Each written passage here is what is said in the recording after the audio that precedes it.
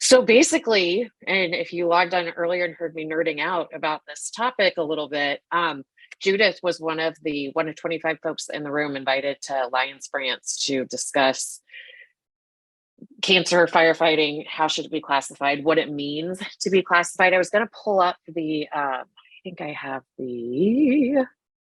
at some point I'll pull up oh, well, not at this moment, the infographic that came out about it. But Judith, can you start and just tell us a little bit about the background, how you got involved in going, who else was in the room, how the process went? I know there was a ton of work beforehand. And for anyone that, feel free to raise a hand and ask a question or put it in the chat, and Radcliffe and I will go back and forth, asking Judith questions. But yeah, and also I do want to talk about what this means for the fire service, because I think that this is really like a key thing. Yeah, I'm so excited, Sarah, and I was so honored to be part of this group, and honestly surprised and thrilled. So Ionc is the International Agency for Research on Cancer. It's part of the World Health Organization, and it's the World Health Organization's specialist on cancer, and particularly their monograph program classifies agents and substances as to whether or not they cause cancer in humans. And so the way they work is they pull together working groups of scientists, of experts, and they work, the way we worked is for about a year ahead of time, we reviewed the literature and we developed backgrounds on the cancers from the literature. And then we all got together in Lyon, France, and synthesized that information. And you synthesize it, and we were in the human evidence, the epidemiology. That was one subgroup, and then there was another subgroup looking at mechanisms or the ways that these exposures cause cancer. And there was a third group led by Kenny Fent at NIOSH that looked at what is the exposure. And the exposure here was called occupation as a firefighter. And I think one of the most important takeaways is that it is all firefighters. The findings apply to all firefighters, and we're really clear about that. In the summary article that Sarah was mentioning in the Lancet Medical Journal that just came out, sort of a 2-page summary, that this applies not only to structural male firefighters, which is what of the research is on, but to men, to women, to structural firefighters, to wildland firefighters, to wildland-urban interface firefighters, to volunteer firefighters, part-time, full-time employed. If you're a firefighter, you fall under this rubric. And so what did we find? The working group found that occupation as a firefighter is now considered a group 1, which means carcinogenic to humans. So it means that firefighters have an increased risk for specific types of cancer. Now, before I get into that, what's interesting is that Ionc reviewed occupation as a firefighter about 15 years ago. And at that point, there was a lot less evidence. There'd been a lot less studies. And so they classified it as what was known as a group 2B, or probably causes cancer in humans based on non-Hodgkin's lymphoma and I think prostate cancer. Now, after 15 years of cumulative evidence from people like Sarah's group and the Firefighter Cancer Cohort and NIOSH's 3-city study, and a lot of the FEMA-funded studies, there was a lot more evidence, both in the human evidence and that mechanistic evidence. And so when the working group met, we classified it as a group 1 based on increased risk primarily for 2 cancers, which are mesothelioma. And mesothelioma is a cancer of the lining of the lung and is caused by asbestos. And we know the firefighters were exposed to asbestos, and there were good studies showing that in overhaul, but also in other parts of the firefighting response. And then also bladder cancer. And we know, again, that there are a lot of carcinogens that firefighters are exposed to, like PAHs that cause bladder cancer. And then, so there was sufficient evidence for those 2 cancers, which means firefighting increases firefighters' risk for those cancers. And then there was limited evidence for cancers of and I want to make sure I get this right, cancers of the colon, prostate, testes, skin melanoma, and non-Hodgkin's lymphoma. And so what does limited evidence means? It means that there's a clear, credible, positive association that it looks like there's an increased risk, but there's not quite enough evidence. The scientists have some concerns that it might be caused partially by other factors, other behavioral factors, or something in the study designs. So not quite enough evidence to push it over into that causal, but still credible evidence that firefighters are at increased risk for those cancers. So I will stop because I'm going on, and where do you want me to go? Or what questions? No. I'm loving all of this, so I'm good with you keeping going.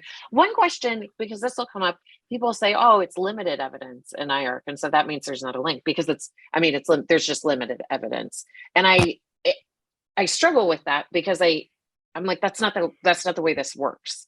Can you talk a little bit about like what the definitions of those categories were, what you were looking for? I mean, because limited evidence in the instance of IARC that's saying something. Yeah, absolutely. So limited evidence in the context of IARC means that there is a positive association, right? It's, in fact, in the Lancet article, the terminology used is a credible positive association, right? So the scientists in this meeting felt like there was something there, and felt like there's, that the evidence is accumulating over time. But there may be other factors that just stopped us from pushing it over the edge into saying that there's sufficient evidence, right? So sufficient, again, would be for these two, bladder cancer and mesothelioma caused by asbestos. Limited still means that there's, that there appears to be an increased risk, right? And these are some of these cancers, really importantly, are cancers you can screen for, like cancer of colon, cancer, testes, right? Really importantly, there's actions we can take, and there's actions. I think for me, the bottom line here is that the meaning of this is that for fire.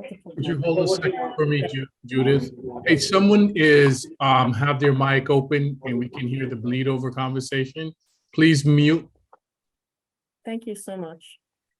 For fire departments that are already doing a lot of cancer prevention, whether it's the full array of decon, from setting up the scene to, doffing your gear carefully and doing wipes and bagging your gear and not taking it back in the cab and doing clean cab and showering within the hour and using extractors on site, doing air on overhaul. If you're doing all that, great, keep doing it and make sure it's in your training. If there are pieces of that you're not doing, this is a really great flag to say, hey, move your cancer prevention activities forward, move your exposure reduction activities forward, and it's not, I think that the message here is that there's an increased risk. It's not a certainty, right? I do hear sometimes a fatalism from some of the firefighters I work with, like, oh, I'm gonna get cancer, I'm gonna die of a heart attack. It's not a certainty. It's an increased probability, right? And so it's really important because what that does is it gives us power to say we can decrease that probability, right? By doing things like implementing good decon, thorough decon procedures, and then all the other things we know that increase cancer risk, right? Because cancer isn't just caused, as we all know, it's not caused by one thing, right? So if firefighting contributes to cancer, it's one thing of many that may contribute to cancer. So you can think about, so who am I and what are my cancer risks? Do I use tobacco? Well, if you use tobacco, if you smoke or you chew, tobacco is a treatable addiction. You can see your healthcare provider, you can call your state health line, and it won't be fast or easy, but they can get you off tobacco, right? So that's a really important thing. Do you drink alcohol? I've heard a few firefighters do. I happen to enjoy a glass of wine in the evening or two occasionally. Decreasing your amount of alcohol really helps. What we did in my house, I love to tell the stories. We decided we were drinking too much. So we went from drinking a glass or two of wine every night to limiting ourselves, except for special occasions, to the weekends. Now, the first thing we learned is you can't drink everything you drank during the week on the weekends because it doesn't work. But you can, you can take steps to reduce. Another thing I like to think of, and Sarah, you're so good with these kind of small steps that make a big difference. I think about really loving soda, and so replacing 1 cup a week or 1 cup a day with water, not Diet Coke, just water, get into the habit of reaching for water. So little things that we can do. And I think the big message to the fire service here is the fire service is an increased risk for cancer, no matter who you are, right? No matter if you're a volunteer in a rural small town in Maine, or you're in New York City or LA, right? But there's things you can do about this prevention. I always am startled when I see, when we put it in graphs, like the increased risk from like having about 3.5 drinks at a time compared to firefighting. And so like you think about that, you have like a 14% increased risk for your occupation, plus you have a twofold increased risk for alcohol use, which interestingly, so we've done 2 studies where we've assessed in pretty great detail alcohol use, and on average when firefighters are drinking, they're drinking 3.5 drinks, exact same like point estimate where you start to see increased risk for cancer. So I agree. I think some of those things we need to start thinking about, like the additive or sometimes multiplicative effects of those. So I think that's really important. You touched on something that the fatalism with cancer and people believing, well, I'm a firefighter, this is what I signed on for, I'm going to get cancer. And I've noticed sometimes almost like it's a self-fulfilling prophecy a little bit, where people go, well, I'm going to die anyway, so I might as well enjoy life while I'm living. And then it's like they're making choices that limit their life. Yeah, I've seen that too. And I think, again, it comes back to this idea of, when I think about firefighters, I like to say that I've learned some firefighter-ese over the years, and my firefighter colleagues have learned some researchese over the years. They probably speak better researchese than I do firefighter-ese. But, I think every time I've sat down with firefighters and said, okay, we've got this problem, how are we going to solve it? They figure it out, right? And firefighters know how to solve problems. This is the same thing. And then I think about the volunteer departments that I work with, when we say shower within the hour, if you're a volunteer department, even if you have a shower at the station, which most don't have a shower, most volunteer fire departments don't have showers or extraction washers, but even if you do, you get that text, you're on your job, you leave the job, you go to the fire or the extract, whatever it is, and then you go back to your job, right? You're going to get out of your gear really quickly and go. And so to me, well, what is this Ionc Class 1 firefighting as an occupation causes cancer mean? It means we have to start thinking about maybe making plans. Okay, so you're going to be leaving your job, coming to a response, a live fire response. How are you going to get your shower, right? And then that should be incorporated into training drill, right? So everything, so we start making plans and having, maybe departments could have, written plans with people. What's your second study gear? Like, most volunteer departments, I have yet to walk into a volunteer department that has full set of gear. Some have second hoods, but not all of them. So what are you going to do if your gear is out to be clean? Who's fits you? What are you going to wear? And if the option is, wearing gear that doesn't fit at all or not going out, what's that decision that you and your chief are going to make, right? So these very thoughtful, informed discussions about how we do protection, I think that's, where we need to go. And again, I see a lot of career departments have come so far in terms of some of these exposure prevention and mitigation actions, not all of them, but a lot of them. In general, the volunteer departments, again, are behind. Not Right. I will see you later. Not all of them, right? And so we see, real differences in where departments are around cancer awareness and cancer prevention. And I think the challenge to us who in our collaborative relationships with our fire departments is really figuring out where different departments are and ways that we can do the, help with exposure reduction and cancer prevention. But that, I think, yeah. Yeah, no, I think that's a great point. And we did have a comment. Can you turn your volume up a little bit? They said you're a little bit hard to hear. I moved back. Perfect. Not better? Yes. Perfect. I'm We sorry. just get so excited about it. I get it. I'm right there with you.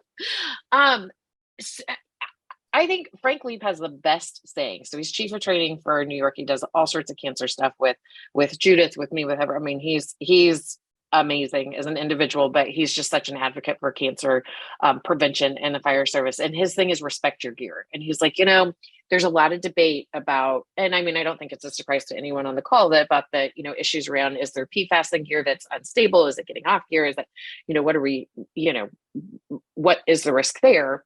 We know that there are carcinogen exposures all over the place. And he's like, you really have to think about, there's so much that we don't know about gear right now. And it's really an emerging and evolving area of research, but just respect the gear that you have. Don't wear it if you don't need to be wearing it. If you don't have to wear it into the grocery store, don't wear it into the grocery store. And some of that stuff, I think, oh yeah, that's like some low hanging fruit in terms of limiting exposures. And he talks about, he actually was in town not too long ago in Kansas City, and I felt a little bit bad for the postdoc on her team because she's also a part-time firefighter. She and her wife are, and they had their gear in the back of the truck, and or in the back of her car, like her hatchback car. And Frank walks by and he's like, "The hell is this?" And I was like, "Oh, this is awkward." But he makes a good point about it. And I've talked to volunteer firefighters who are like, my dad always carried it in the back of his Explorer, and it always smelled like smoke in there. And volunteer firefighters have said, well, I did used to have it next to my bed. And I think when you look at like the world of firefighter health research, it's awesome what's been done in the last decade. We're getting ready. And actually, this is a shout out for our plans. And Judith just signed on that she'll be there. Radcliffe and I will be there. So, it'll be a good time. But January of next year, we're doing a week long with FDSOA, First Responder Center of Excellence, FCSN, Women in Fire. We're all meeting for a week of health, wellness, and safety. They call it safety, health, and wellness, but we'll go on health, wellness, and safety. And we are, one day of it is going to be report outs of all the main topics on FEMA funded research. So Judith will be talking about what she's done with volunteers. Denise Smith is going to kick off the day. Lori Moore Merrill, as long as her scheduler gives us the green light, has agreed to be there. So it'll be a cool day of report out of these research projects. And so you look at like the last decade of research, and it's been 80% of the research on firefighter health, if you look through PubMed, which is awesome. But it was also primarily white career male firefighters because that's who we could get early on. And so now, like, moving into volunteers and looking at that, in fact, we just published on miscarriage and on a second paper, a FEMA funded study that we did, and found that rates of miscarriage higher for career firefighters than general population. It was even higher for volunteer firefighters than it was for career, which we thought at first we're like, is that accurate or is that? And then volunteers started going, no, I can see that. I never went on light duty. Definitely didn't have a second set of gear, didn't even have a set of gear that fit. All these, types of different, both cultural and organizational barriers to prevention, shower within the hour, not if you're going back to work type stuff. So I think I'm really excited about the volunteer stuff. Yeah, and I do think it's so. I can share, by the way, if you want me to share the infographic, I can, because that. Perfect. I can't get it to come up. Here we go. Can folks see that? Yes.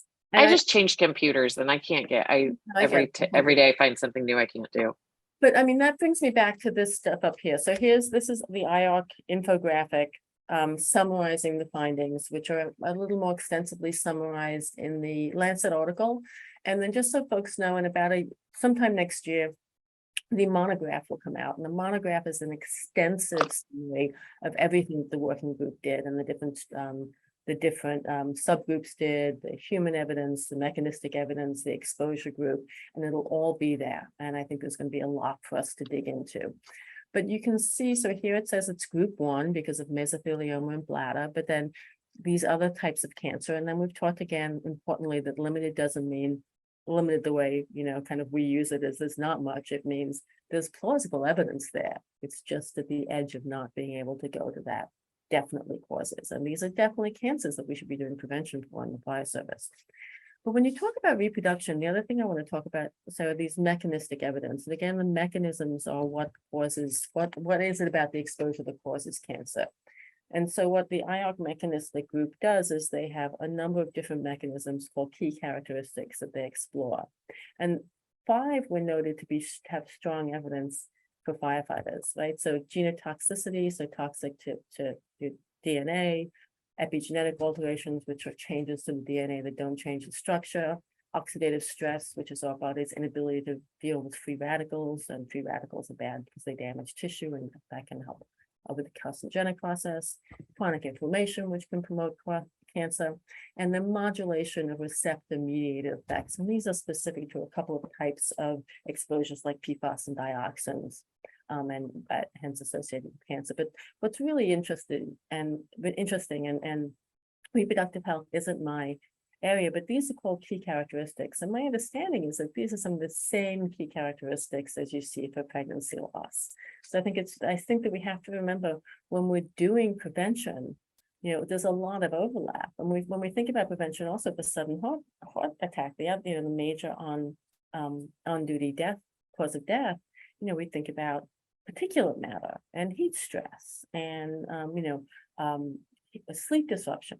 These are all things that are also cancer risk factors. So it really, to me, is about this healthier firefighting environment, not just about cancer, as important as reducing cancer risk is.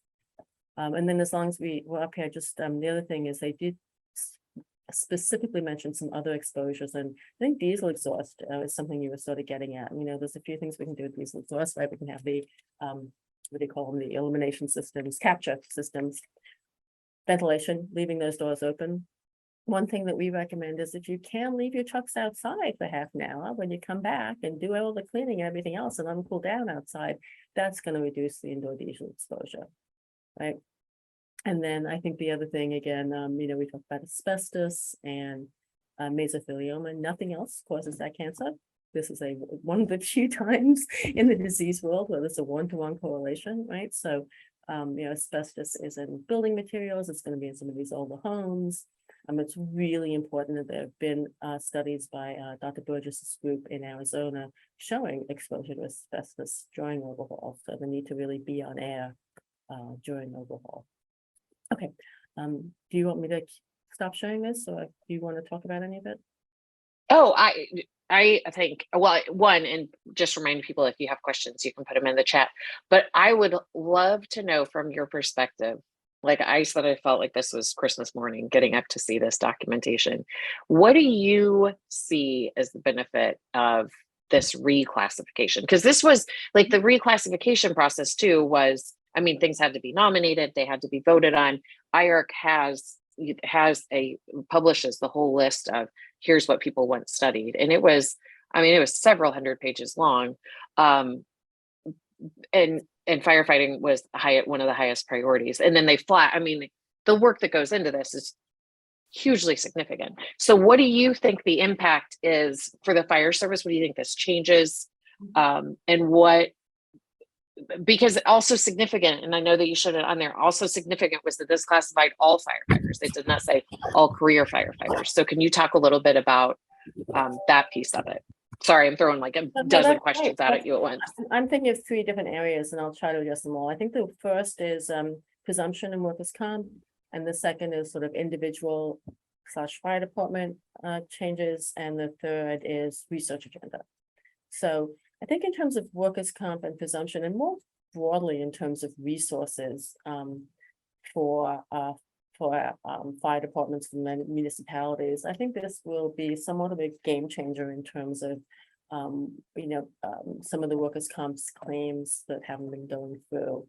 And I'd also think it's an opportunity in places, which is most places, the presumption laws don't include volunteer firefighters. I think it's just 2 states in the country to really re-examine that, right? Because Ionc has said this applies to all firefighters, not just career firefighters. So I think that's a real opportunity, and hopefully will have a very big impact on individuals' lives and on our workers' compensation laws. In a similar vein, I think that fire departments and the infrastructure, the organizations that support firefighters around the country have a tool now to go to municipalities and, to their boards and say, to their counties or their cities and say, this is real. We really would like to get a shower in our firehouse. And maybe in some of these rural, I spent a lot of time in Royal Maine and have worked with some departments up there. And yeah, probably every department isn't going to be getting a shower and extraction washer, but maybe, departments that do mutual aid can start talking about sharing some of these resources and again, making those plans to make sure that their firefighters get that post-exposure reduction that they need, which can be harder in these places where you have fewer responses, but the firefighters may be staying longer. They may have less, less well-maintained or thorough PPE. All right, so with different exposures in these different places, and I think it makes us really think about what's needed where I am, right? And what are those resources that we need? Because everybody's at starting in a different place here, right? And folks, I think really, this is a great opportunity for fire departments and their members to step back and say, where are we around cancer reduction? And what steps should we be taking next, right? We're not all going to go from, not having a lot to doing full decon and having showers and exercising 5 times a week and in a day. But we need to really, I think, assess where we are and move forward. And I think that's a big message. And then finally, I think in the research, there has, as you said, between the two reviews, the one in 2007 and the one this year, 15 years passed, and an amazing amount of research got done in that time, right? There were 30 additional long-term studies that were considered. There were a ton of mechanistic studies. A lot of this work has been funded by FEMA, which is fantastic. Hopefully this gives researchers an opportunity to apply for other streams of funding, which may not have been as receptive before, like some of the National Institutes of Health, like maybe the environmental stream, or the cancer NCI. And even some of the not-for-profits, like American Cancer Society and some of the other places we can think about working together towards cancer prevention programs. Also, NIOSH did a fantastic, the NIOSH 3-city study was one of the best designed studies and really strongly considered in the review. It's talked about in the Lancet article because they did a very thorough job of reconstructing firefighters' exposures. I think those are the places where I think, the opportunity, this sort of door has opened around moving forward. And that is what it is. I think this is a fantastic opportunity to move forward and work together. And really, there's so much amazing collaborative research going on. I don't really take a step without my firefighter partners, telling me what they think and what they want and what their questions are. And this is just another of those opportunities to do our research together and move prevention forward. No, I totally agree. I do some, here's read of the epi literature for because I was naively under the assumption initially that if a state had cancer presumption that that cancer was covered, and I found that is not at all the case. Typically it gets denied, and then and there's a whole process to it, but a lot of attorneys end up getting involved. But I've done that before, and often the side, representing the insurance companies or the cities will say, well, Ionc has only classified this as a 2B. It's not, there's not enough. And this really, what I love about this process is it pulls together, this is the state of the science at this point in time. Like, obviously it's already outdated because I'm getting ready to send out the email for next month's the Science Alliance post. And there are, we had to narrow down the list of articles because it was just, every month new stuff is coming out, stuff that, outside of FEMA funding, and that's really sparked a lot.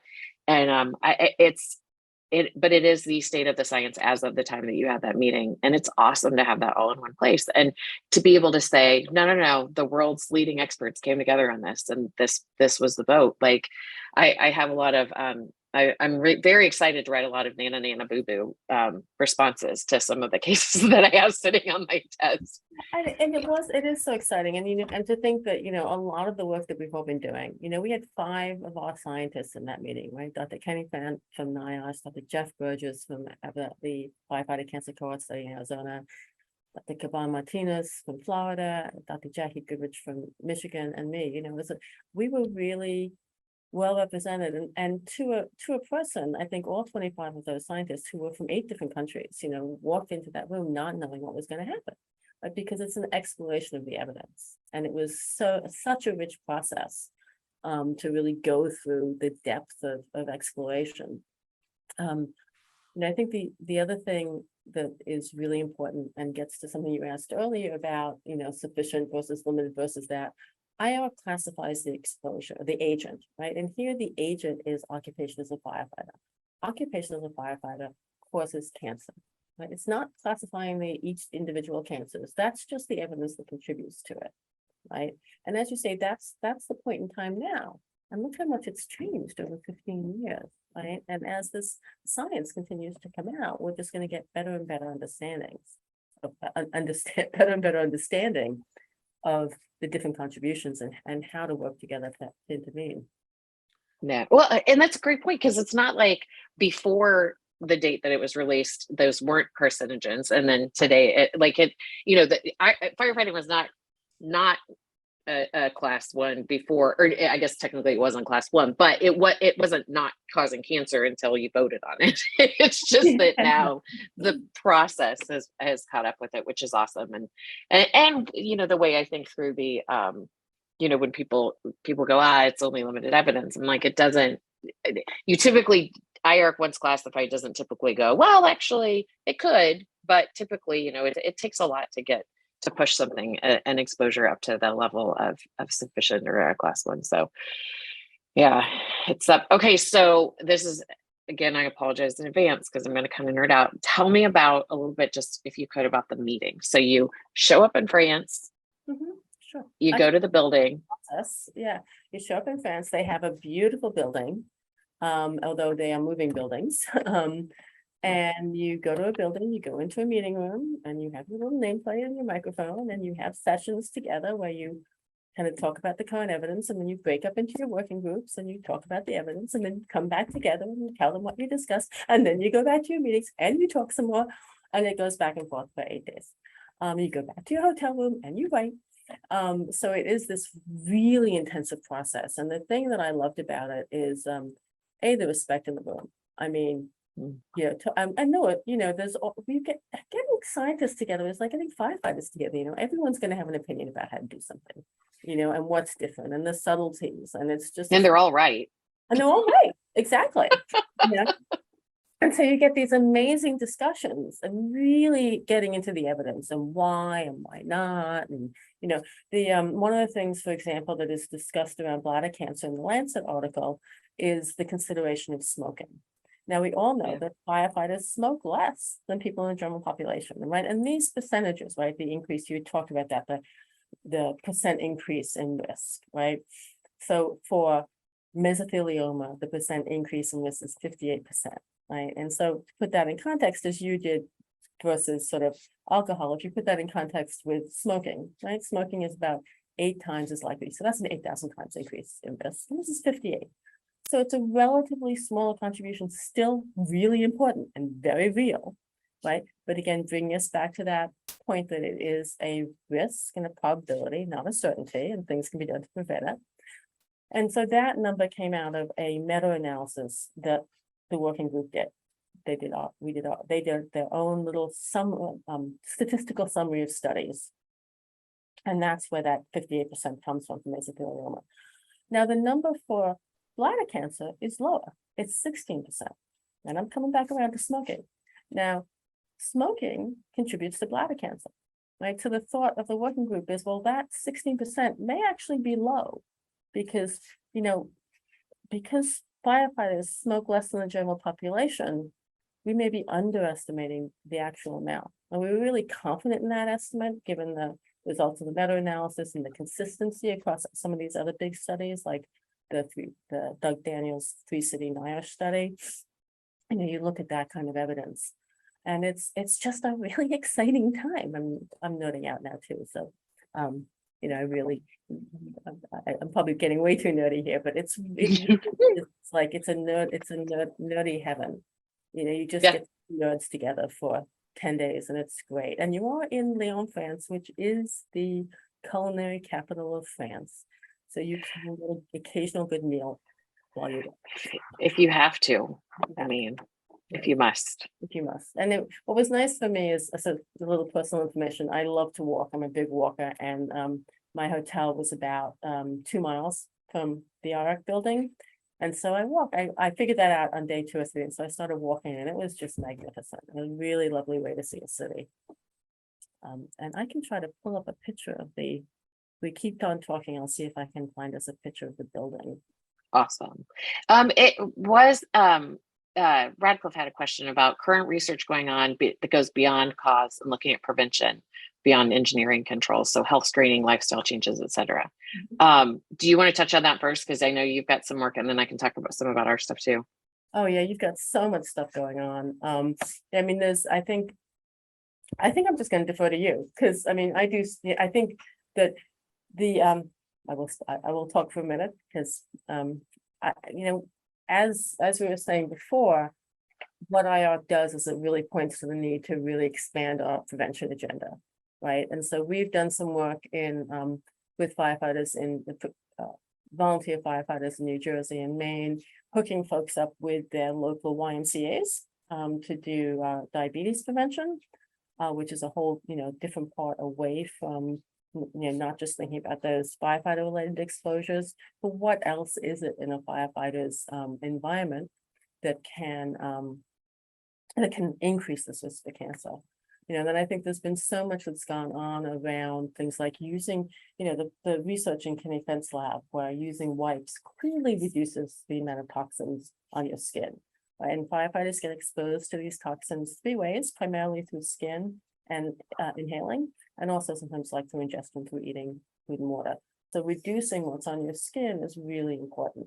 And so I think that the main take home is that there are multiple avenues of prevention research that are going on and that need to go on. And so I'm going to hand it back to you. No, I mean, I think yes. I think the short answer is yes. The long answer is in a lot of different directions. We have a project looking specifically at how do we not teetotaler, but like how do we help people in the fire service understand the impact of alcohol and how that plays into overall nutrition, health, sleep, all those other factors. I see Joel Billings on the call. He does some awesome stuff on sleep and looking at, the impact of sleep on overall health. And that's where I think, we can't, and the other pieces we'll talk like cancer or cardiovascular disease or behavioral health in the fire service. And like all those underlying risk factors play into each other. And I feel like it's an onion fortunately, an endless onion. So we have job security, but I feel like everything we peel back, we see something else. We had on the behavioral health front, because we know that contributes to other health behaviors, and we started doing, IAFF has done a great job with peer teams and developing peer training resources. The National Fallen Firefighters has stress first aid intervention. So there are all these tools out there, but then like, as you implement these, we realize, oh, wait, we also need to be creating this network of providers. We need to get people in to do screenings. But if we get people in to do screenings, then what screenings should we do? It's an NFPA physical, you can work versus not work, does not mean you're healthy. It means according to, for the liability of that provider in your department, you probably are going to live through the next year. But if you had, I had a call with a cardiologist today from AHA this morning, and he was like, we have to, if even borderline hypertension, you've got to get people in treating this. And all those messages, like everything, it's not just a physical, it has to be certain, you have to do these specific screenings, and we need to be paying attention. And then there's also risk to every screening. So how do we know when benefit outweighs the risk, all those types of stuff. Like it's just, so long answer, yes, a ton of different directions. And part of why we want to have these conversations and why we want everyone down in St. Pete's with us in January. I don't know if I mentioned before that that's where it's going to be. So you're welcome. Like, if you have to go to the, foodie capital of the world, you should also go to a sunny place in January for a conference. But that's one of the other things we need to look at and have the conversations about is like, what can we do? What's the low hanging fruit? How can we address, fitness and nutrition? How can we get more people to doctors? But then beyond that, what do we need to be looking at the biggest scale? Because, we had just came out with a provider's guide that's getting ready to launch next month. And it's going to be focused on if you have a primary care doc, first of all, have a primary care doc you go to. Second of all, go to them. third of all, make sure that you mention that you're a firefighter, because that changes your risk profile a little bit. But now we're like, okay, we need to, instead of trying to educate one firefighter at a time to a primary care doc, how do we create a network of these folks who are already educated on it that can serve the fire? It's endless, which is awesome, and maybe the tiniest bit overwhelming, but we're hoping to create some more conversation about this too. Yeah, and for volunteer firefighters, there's the added dimension of health insurance. Now, we do in our survey ask about health insurance and primary care provider. Most of our volunteer firefighters are employed, have a primary care provider, and have health insurance. But you have to ask, if you're going to do this screening, do they have the resources for the follow-up? Is there an undue, financial burden on top of this already, this stress with maybe a false negative, screen. Yeah. And then also, I think what you said, just to echo it around, let your primary care provider know you're a firefighter, so important for volunteers, right? Because so few clinicians even ask, what's your job, right? But then, so the message I've really, and we've got those little cards now, which are great, tell your primary care provider that you are a firefighter. Because, then unless you tell them, unless you're in a really small town and they know you, and they've known your family forever, they're not going to know. Right, it's so important in terms of what your risk factor is. So I could really quickly share the if folks want to see the building, if that's not too geeky. So I want to see the building. This is from this is the building, and again, it's the old building. And then this is these are the scientists. So this there's Dr. Gabon Martinez, Dr. Burgess, Kenny Fent was sadly online, although it was great. And where's Jackie? Oh, there she is, right next to me. And this is the woman who leads the monograph, and this is our rapporteur for the session. That's so each awesome. session, each track has a rapporteur who is basically the chair, the coordinator for Ionc, and then they have a science coordinator. So our science coordinator was from Denmark, Johnny Hansen, and then there's awesome. an overall chair, science chair, and overall Ionc chair for the meeting, and our overall chair for science chair was Paul Demure from Canada. So there's my. I hope everyone thought that was as beautiful as I did. I did want to touch on Eric just messaged, and I would love for you to talk about your Cigna partnership, because I was going to mention there's some innovations in terms of how you can partner and get providers educated and resources and all those types of things. So Eric, if you wouldn't mind sharing, I would love to have you jump in here and talk about what you guys have done. Yeah, absolutely. Hi, everyone. I'm Eric Valier. I'm an assistant fire chief in Scottsdale, Arizona, and I'm the chair for the FDSOA. So I appreciate We're going to have a good time. Right? Oh my gosh, we're going to have a blast. Very little drinking, because I heard what you said. Less than 3.5. We'll be careful with it. It will be a great time, great information. So thanks, Sarah, for partnering in that and mentioning that. So what we've done here is we've worked with Cigna, which is our healthcare manager for our funds, our trust fund in the city. And we went to them a couple of years ago and we said, hey, we know that about 70+% of firefighters don't have a primary care physician. There's a lot of reasons for that.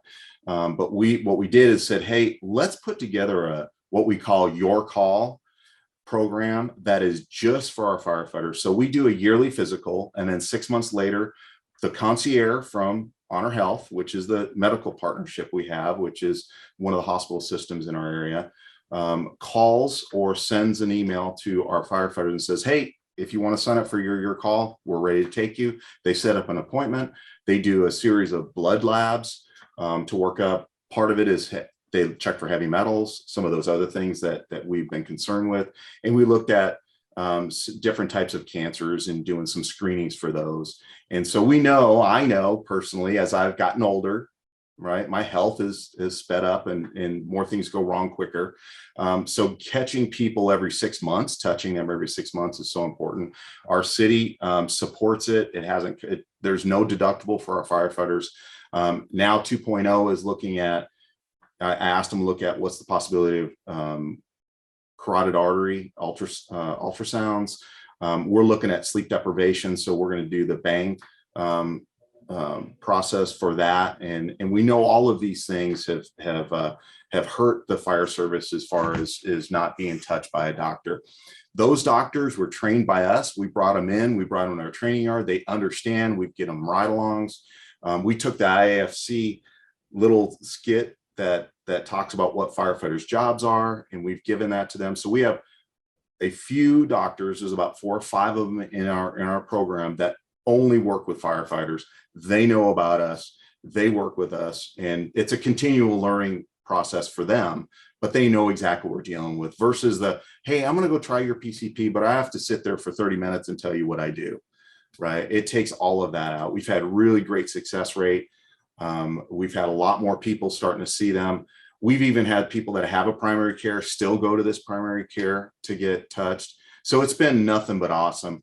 I've been the spokesperson for them as somebody, I know they're working with a fire department in Atlanta. Cigna is that manages their program out there.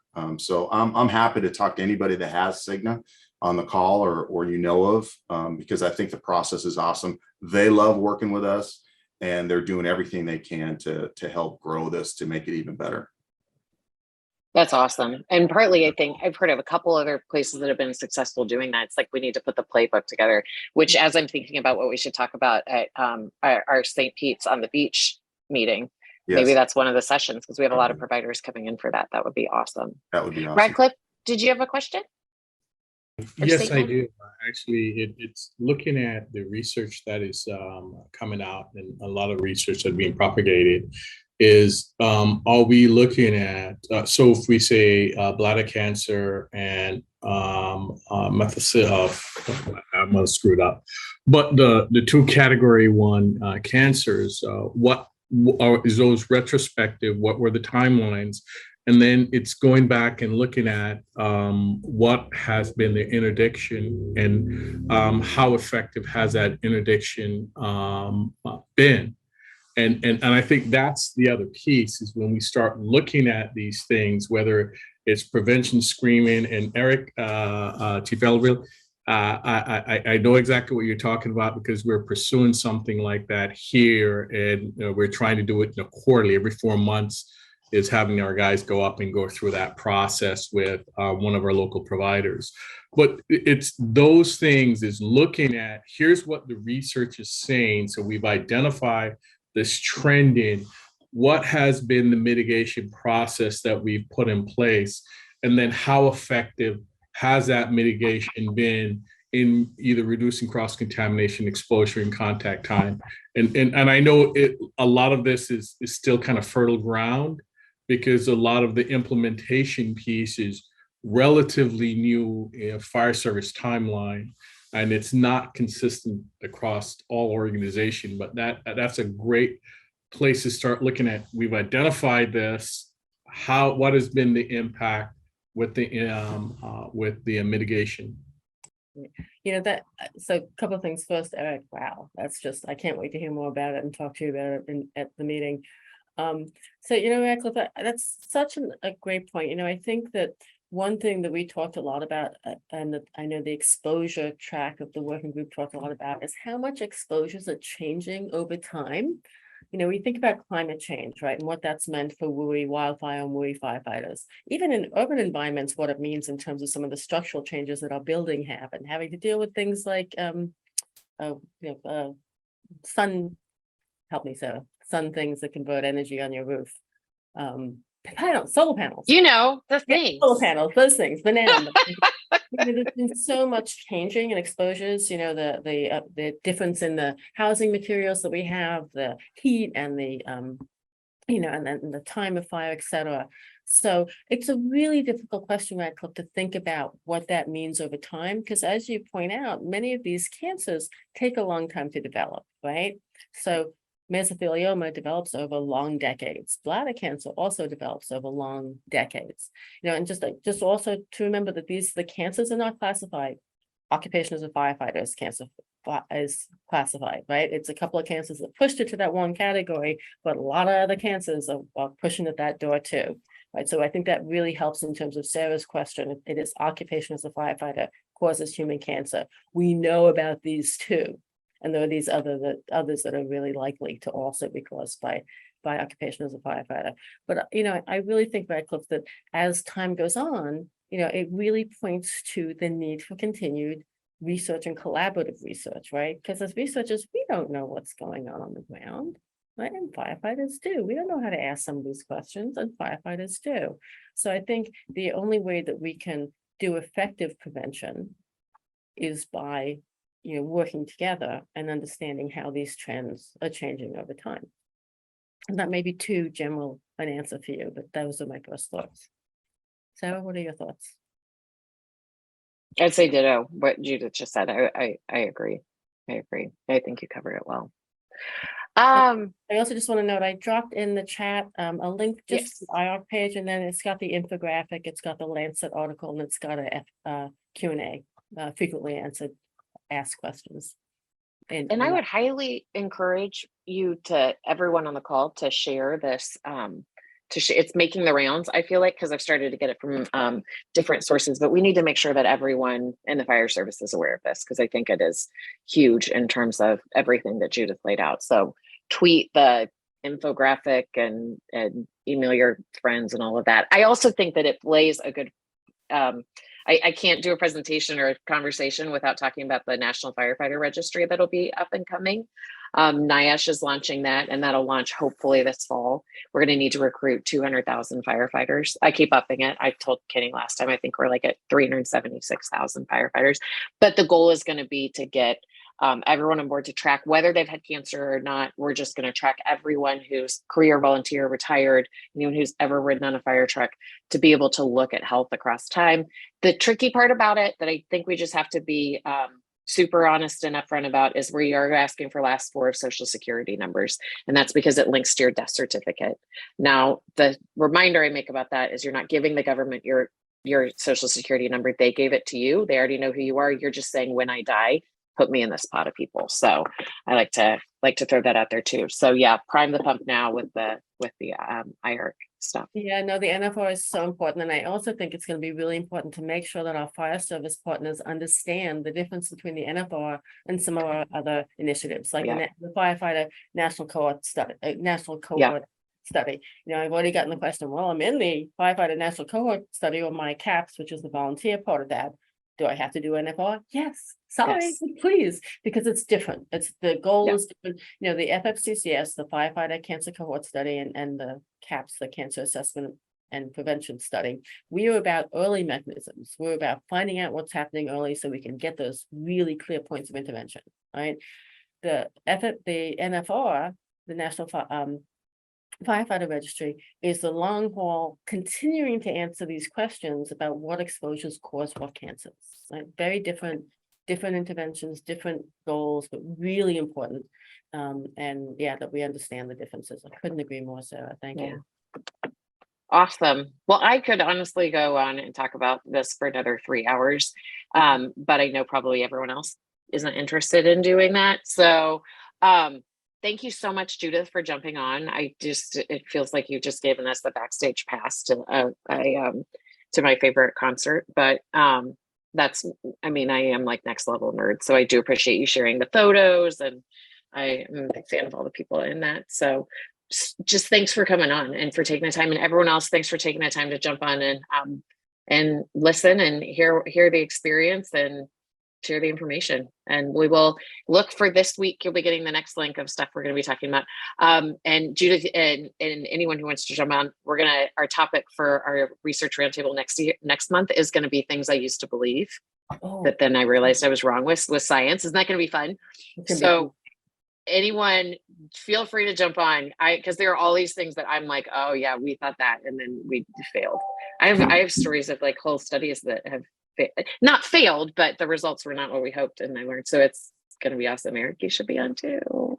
Thanks so much for having me, Sarah. This has been so much fun and great questions and really fantastic. I'm going to jump off because I have to Zoom. And thank you so much for having me. Thank you. Thanks, everyone. Awesome. Thanks, everyone. And we'll see you in St. Pete's. Yes.